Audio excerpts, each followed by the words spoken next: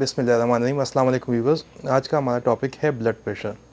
Blood pressure क्या है? जब आपके जिस्म के अंदर जो सर्कुलेटिंग ब्लड है या जो गर्दिश करने वाला खून है, वो जो आपके आर्टरीज़ के ऊपर जो प्रेशर डालता है, उसको कहते हैं ब्लड प्रेशर। ब्लड प्रेशर का तयन जो खून आपका दिल पंप करता है और उसके अगेंस्ट आपकी आर्टरीज़ में जो रेजिस्टेंस है, उससे उसका तयन किया जाता है कि दिल खून पंप करे और आपकी आर्टरीज़ जो है वो कितना रेजिस्टेंस शो करती है। जितना ज़्यादा खून आपका दिल पंप करेगा और आपकी आर्टरीज़ जितना ज़्यादा तंग होगी, उतना ही आपका ब्लड प्रेशर हाई होगा, क्योंकि उसमें उतना ही रेजिस्टेंस ज़्यादा होगा। जब रेजिस्टेंस ज़्यादा होगा तो ब्लड प्रेशर डेफिनेट सी बात है वो हाई होगा। ब्लड प्रेशर का कैसे नापा जाता है? वो मिलीमीटर्स मरकरी के ज़रिए जो है उसकी पैमाइश की जाती है कि कितना है कितना नहीं है। और इसके दो नंबर्स होते हैं, एक है सिस्टोलिक और दूसरा है डायस्टोलिक। सिस्टोलिक जो है वो ऊपर वाले ब्लड प्रेशर को कहता है। ये उस टाइम की रीडिंग होती है जिस टाइम आपका हार्ट जो होता है वो बीट कर रहा होता है। जब आपके दिल जो है वो बीट कर रहा होता है, उस दौरान जो आर्टरी से रेजिस्टेंस आती है वो आपका सिस्टोलिक ब्लड प्रेशर होता है, जिसको ऊपर वाला ब्लड प्रेशर कहा जाता है। दूसरे नंबर पे आता है डायस्टोलिक ब्लड प्रेशर या नीचे वाला ब्लड प्रेशर। जब आपके दो हार्ट बीट के दरमियान वाला जो वक्फा है, उस दौरान जो ब्लड प्रेशर रीड किया जाता है वो उसको कहते हैं डायस्टोलिक ब्लड प्रेशर। या यूँ समझे कि जिस टाइम हार्ट रिलैक्स होता है उस टाइम जो ब्लड प्रेशर रिकॉर्ड किया जाता है उसको कहते हैं डायस्टोलिक ब्लड प्रेशर। तो ब्लड प्रेशर के अलामात जो है वो कई साल तक जो है वो लाजमी नहीं है कि आपको कोई अलामात हो, ठीक है ना। लेकिन यह है कि चंद अलामात मैं आपके सामने रख देता हूँ जो ज़्यादा लोग तो वैसे भी बग़ैर अलामात के ही होते हैं जब तक ब्लड प्रेशर एक बहुत ज़्यादा हाई लेवल पे नहीं पहुँचता। कुछ लोगों में सांस की तकलीफ़ हो जाती है, कुछ लोगों में हेडेक होती है, सर दर्द होता है, कुछ लोगों को नेज़ल ब्लीडिंग होती है, एपिस्टेक्सिस वगैरह। लेकिन ये लाजमी नहीं है कि ये सारी अलामात जो है वो ब्लड प्रेशर की वजह से हो, ये किसी और वजह से भी हो सकती है। दो किस्म के ब्लड प्रेशर होते हैं। एक होता है हमारा प्राइमरी या एसेंशियल हाइपरटेंशन और दूसरा होता है सेकेंडरी ब्लड प्रेशर। जो एसेंशियल ब्लड प्रेशर है वो या प्राइमरी जो ब्लड प्रेशर है उसकी लाजमी नहीं है कि कोई वजह मालूम हो कि फ़लाँ वजह से ये ब्लड प्रेशर है या इसको कोई ना कोई प्रॉब्लम है जिसकी वजह से ब्लड प्रेशर है। वो बग़ैर किसी वजह के होता है और उसमें चीज़ ये होती है कि वो बड़ा स्लोली, मतलब कई सालों तक जो है वो चलता रहता है, तब जाके वो एक ऐसे सर्टन लेवल पे पहुंच जाता है कि उसके बाद अलामात आना शुरू हो जाती है और आप जब ब्लड प्रेशर आपका हाई होता है और ईसीजी के दौरान भी उसमें ईसीजी में भी उसकी चेंजेस आ जाती हैं। दूसरा होता है सेकेंडरी ब्लड प्रेशर। इसकी वजूहात होती हैं, ऑर्गेनिक वजूहात होती है। कुछ आपके जिस्म में कुछ बीमारियां इस तरह होती है कि जिसकी वजह से ब्लड प्रेशर हाई होता है, जिस तरह ऑब्स्ट्रक्टिव स्लीप एपनिया होता है, किडनी डिजीज़ होती है, एड्रीनल ग्लैंड ट्यूमर्स होते हैं, थायराइड प्रॉब्लम्स की वजह से ब्लड प्रेशर हाई होता है। उसके अलावा कंजेनिटल डिजीज़ होती है जिसमें कंजेनिटल डिफेक्टिव आर्टरीज़ होती हैं, या पैदाइशी जो बच्चे की आर्टरीज़ होती हैं वो काफ़ी नैरो या तंग होती हैं। मैं एक बात ऐड करना चाहता हूँ कि विरासत में खाली जायदादें और दौलत और ये चीज़ें नहीं मिलती, बीमारियाँ भी मिलती हैं। तो ये कंजेनिटल जो है वो उसमें आ जाता है, डिसीज़ में आ जाते हैं। उसके अलावा मेडिकेशंस, बहुत किस्म की मेडिकेशंस है जो कि आप जिसको काफ़ी ज़्यादा से इस्तेमाल करें तो आपको ब्लड प्रेशर हो सकता है, या ब्लड प्रेशर अगर है तो उसको काफ़ी ज़्यादा सीरियस हालत तक लेके जाता है। इसमें पेन किलर्स वगैरह या सम टाइम और जो इलीगल मेडिकेशंस है वो भी बीच में रोल प्ले करती है। अब आते हैं इसके रिस्क फैक्टर की तरफ कि कौन कौन सी चीज़ें हैं जो कि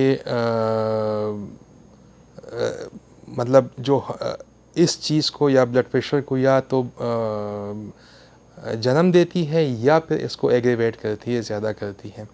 वो सबसे पहले आपकी एज है। जैसे जैसे आपकी उम्र बढ़ती जाती है ब्लड प्रेशर बढ़ता जाता है और उसकी रिस्क जो है वो ज़्यादा होता जाता है। नंबर 2 पे आता है फैमिली हिस्ट्री, कि फैमिली में ये चलता रहता है और कई कई डिकेड्स तक जो है एक जनरेशन से दूसरी जनरेशन में ये जाता रहता है। ओवरवेट, मोटापा या ओबेसिटी, वो एक बहुत बड़ी वजह है, क्योंकि जब आप ओवरवेट होते हैं तो होता क्या है, आपकी जो बॉडी की रिक्वायरमेंट्स है वो बहुत ज़्यादा बढ़ जाती हैं। मसलन आपको बहुत ज़्यादा ऑक्सीजन चाहिए होता है, आपको बहुत ज़्यादा न्यूट्रिएंट्स चाहिए होते हैं, उसके लिए आपका हार्ट जो है वो ज़्यादा वर्क करता है, उस पर बहुत ज़्यादा लोड पड़ता है और बहुत ज़्यादा बीट उसकी ज़्यादा होती है और नॉर्मल से ज़्यादा होता है। चौथे नंबर पे आ जाते हैं, वो है फ़िज़िकल एक्टिविटी जिन लोगों की नहीं होती। उसमें ये होता है कि जिन लोगों की फ़िज़िकल एक्टिविटी नहीं होती तो उनके अक्सर औक़ात जो है वो हार्ट रेट ज़्यादा होता है, और वो भी उसके साथ क्या होता है कि आपके हार्ट के जो मसल्स हैं, जो हार्ट के मसल्स है वो काफ़ी सख्त हो जाते हैं। जब हार्ट के मसल सख्त हो जाते हैं तो हाइपरट्रॉपीज़ शुरू हो जाती है, और उस दौरान पर आपको जो है वो आपका हार्ट प्रॉपर्ली उस तरीके से पंप नहीं कर पाता जितना डिमांड होता है। तंबाकू नोशी, स्मोकिंग, वो आपकी आर्टरीज़ को नैरो करता है, तंग करता है, जो कि एक बहुत बड़ी वजह है ब्लड प्रेशर का। बहुत ज़्यादा नमक का इस्तेमाल, साल्ट, नमक जो होता है वो बेसिकली करता क्या है, वो आपका फ्लूइड रिटेंशन करता है आपकी बॉडी के अंदर। आपके बॉडी के अंदर जो है वो जब नमक ज़्यादा आप इस्तेमाल करते हैं तो वो पानी को रोक देता है, बजाय इसके कि वो एक्सक्रीट हो आपकी बॉडी से निकल जाए, जिसकी वजह से आपके वेसल्स के ऊपर प्रेशर बन जाता है और ब्लड प्रेशर आपका हाई होता है। लो पोटाशियम, अब पोटाशियम और जो पहले मैंने सोडियम कहा, इसके बीच में लिंक है। पोटाशियम जो है बेसिकली वो बैलेंस करता है सोडियम के लेवल को। अगर पोटाशियम आपका बहुत ज़्यादा कम हो जाए तो वो साल्ट रिटेंशन जो है वो साल्ट जो है वो ज़्यादा हो जाता है और उसकी वजह से फिर फ्लूइड रिटेंशन होता है। तो पोटाशियम का लेवल आपने मेंटेन रखना है अपनी डाइट में। स्ट्रेस, टेंशन, जो कि एक बहुत बड़ी वजह है। अगर आप कोई बंदा कंटिन्यूसली स्ट्रेस में रहता है तो वो भी ब्लड प्रेशर का शिकार हो सकता है। अब आते हैं इसकी कम्प्लिकेशन या नुकसानात, कि क्या क्या नुकसान इससे हो सकता है। इससे स्ट्रोक, फॉलेज हो सकता है या हार्ट अटैक हो सकता है, क्योंकि जब आपकी दिल की जो आपकी आर्टरीज़ है, जो आपकी आर्टरीज़ है वो जब हार्ड हो जाती है और थिक हो जाती है, इसको मेडिकल टर्म में एथेरोस्क्लेरोसिस कहते हैं। तो क्या होता है कि जब ये हार्ड और थिक हो जाती है तो जब हार्ट पंप करता है तो प्रॉपरली वो यहाँ से वो ब्लड सप्लाई उस तरीके से नहीं गुजरती। उसके अगेंस्ट एक और कंडीशन आती है जिसको एनोरिज्म कहते हैं। एनोरिज्म में ये होता है कि आपके जो आर्टरीज़ है या जो वेसल्स है वो काफ़ी ज़्यादा वीक हो जाते हैं। जब वो वीक होते हैं तो उसके रप्चर होने का ख़तरा होता है या उसके फटने का ख़तरा होता है। खुदा न खास्ता अगर आपका कोई आर्टरी या वेसल आपकी ब्रेन के अंदर रप्चर हो जाए तो उसको हम लोग पे स्ट्रोक कहते हैं, या फालेज, जो मैंने पहले भी कहा था कि फालेज और हार्ट अटैक जो है वो उसकी वजह से जो है वो ब्लड प्रेशर की वजह से हो सकता है।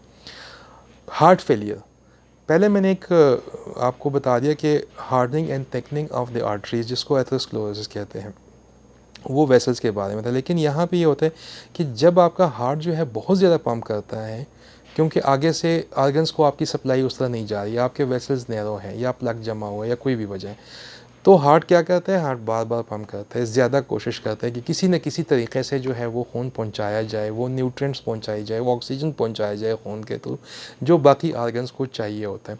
तो उसके साथ आपका लेफ़्ट वेंट्रिकुलर हाइपरट्रॉफी डेवलप हो जाती है।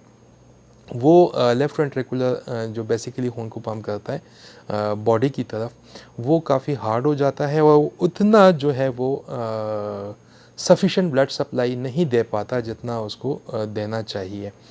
तो फिर होता क्या है कि वहाँ पे आपका ब्लड जो है वो ज़्यादा देर स्टे कर लेता है, जिससे क्लॉट्स बनते हैं, और वो क्लॉट्स फिर आपके लिए काफ़ी ज़्यादा ख़तरनाक हार्ट अटैक और कहीं भी जाके वो फंस सकता है।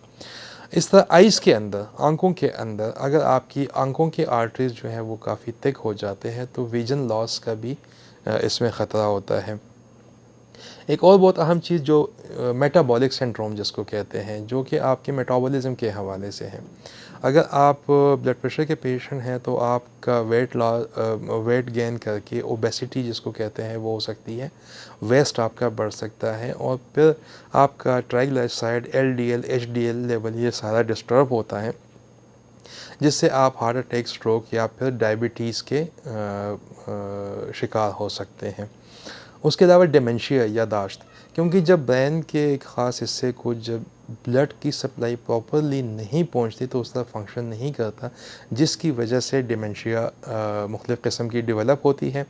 और ये सबसे बड़ा नुकसान है ब्लड प्रेशर का, जो मैंने आपको 4-5 बता दिए, स्ट्रोक, डिमेंशिया, हार्ट अटैक, ठीक है ना, ये प्रॉब्लम हो सकती है। तो बेहतर यही है कि आपको अगर कोई ऐसी अलामात है ब्लड प्रेशर वाली तो आप अपना चेक, अगर नहीं भी है तो लाजमी आप साल में एक दफ़ा किसी फिजिशियन से आप अपना ब्लड प्रेशर चेक करवा लिया करें, ताकि कम से कम आप किसी हद तक जो है अपने आप को सेफ रख सकें। Thank you very much.